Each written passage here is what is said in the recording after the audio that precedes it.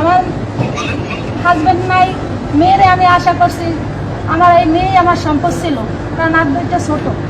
এখন ওই মেয়েরে লেখাপড়া করে আমি চাকরি করাবো, কী করাবো, ওই মেয়ে আমার সংসার চালাবে। এখন আমার মেয়ের জীবন ধ্বংস করে দিতেছে।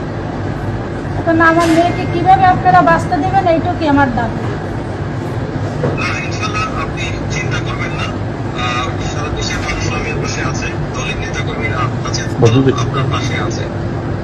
এই ঈদে জামা জুতো অ্যাক্সেসরিজের ডিসকাউন্ট। এখন তার মেয়ের সাথে এই 8 মাসের সময় এই ঘটনা ঘটছে, কিন্তু আমি এই ধর্ষণকারীকে আমি, কারণ আমি সুষ্ঠু বিচার না পাইলে আমার এখনো 3 সন্তান, আমরা কিভাবে বাঁচব? যদি সঠিক বিচারই যদি আমি না পাই, তাহলে আমাদের আর বাঁচতে থাকার কোনো উপায় নেই। কারণ আমাদের দুঃখে দুঃখে মরার সামনে একেবারে মরে যাওয়াই ভালো। কারণ আমাদের মেয়ের সাথে আজকে এই মেয়ের সাথে হয়েছে, কালকে ছোটো মেয়ে আছে, ছোটো মেয়ের সাথে হবে, এভাবে ধর্ষণকারী বেড়ে যাবে। যদি সুষ্ঠু বিচার না হয় তাহলে কি হবে?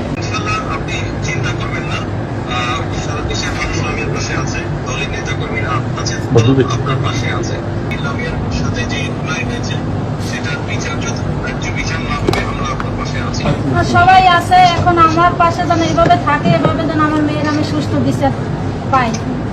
কারণ আমি এই 24 ঘন্টার দিকে একজন ধরা পড়ছে, আর একজন আমি ধরে যেন একে শাস্তি প্রাপ্ত দিয়ে আমার মেয়ের যেন সঠিক, আমার বাবা, তার বাবার আত্মাও যেন শান্তি পায়। কারণ তার বাবা 8 মাস গত হয়েছে, তার মেয়ের সাথে তার বাবার আত্মা যেন শান্তি পায়। তার মেয়ের সাথে এই ঘটনা কেন ঘটলো?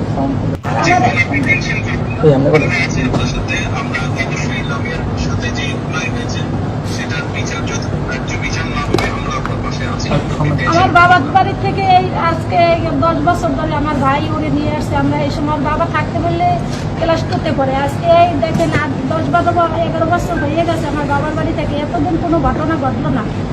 এই মঙ্গলবারে 18 তারিখে এই ঘটনা ঘটলো কেন? কিসের জন্য ঘটলো? দেশের জন্য প্রাণ দিল। এই দেশের মানুষই যদি এভাবে তার প্রতিদান দেয়, তাহলে আমি কি নিয়ে বাঁচবো?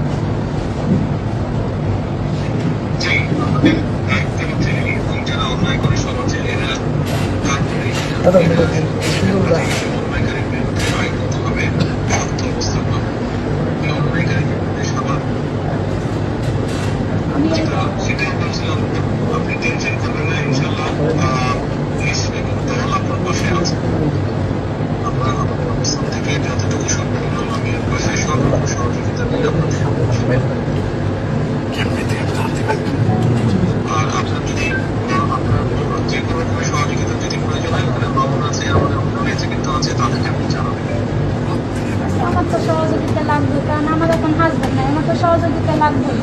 আমি কীভাবে সংসার চলবে, আমার কীভাবে আমার বাঁচতে হবে, এই সন্তান আমি কীভাবে মানুষ করবো? সহযোগিতা তো আমার আপনাকে সবাই লাগবে। কারণ আমি তো আগে বললাম, আপনি আলতাফ সাহেব আছে, আমি এমএস আলতাফ সাহেব